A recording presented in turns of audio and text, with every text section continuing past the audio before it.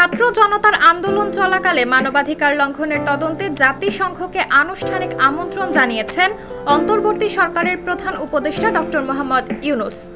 এ বিষয়ে জাতিসংঘের মানবাধিকার বিষয়ক হাই কমিশনার ভলকার টার্ক তার কাছ থেকে একটি আনুষ্ঠানিক আমন্ত্রণপত্র পেয়েছেন বলে জানিয়েছেন হাই কমিশনারের মুখপাত্র রাভিনা শামদাসানি। শুক্রবার সুইজারল্যান্ডের জেনেভায় এক ব্রিফিংয়ে তিনি বলেন, নিরপেক্ষ ও স্বাধীন সত্য অনুসন্ধান পরিচালনার জন্য প্রধান উপদেষ্টা ডক্টর মোহাম্মদ ইউনুসের কাছ থেকে একটি আনুষ্ঠানিক আমন্ত্রণ পেয়েছেন টার্ক। তিনি জানান, গত সপ্তাহে জাতিসংঘের একটি দল গিয়ে ছাত্র নেতাদের সঙ্গে কথা বলেছেন। তাদের অনেকে আটক ও আহত হয়েছিল। বৈঠকে সাম্প্রতিক সহিংসতায় মানবাধিকার লঙ্ঘন ও অস্থিরতার ঘটনায় কিভাবে তদন্ত করা হবে সে বিষয়ে আলোচনা হয়েছে। টার্কির মুখপাত্র বলেন, বাংলাদেশের গণতন্ত্রকে পুনরুজ্জীবিত করতে জবাবদিহিতা নিশ্চিত ও সমন্বয় সাধন করতে চায় জাতিসংঘের মানবাধিকার কমিশন। একই সঙ্গে মানবাধিকারকে এগিয়ে নিতে এই গুরুত্বপূর্ণ মুহূর্তে অন্তর্বর্তী সরকার ও জনগণকে সমর্থন করার জন্য উন্মুখ কমিশন।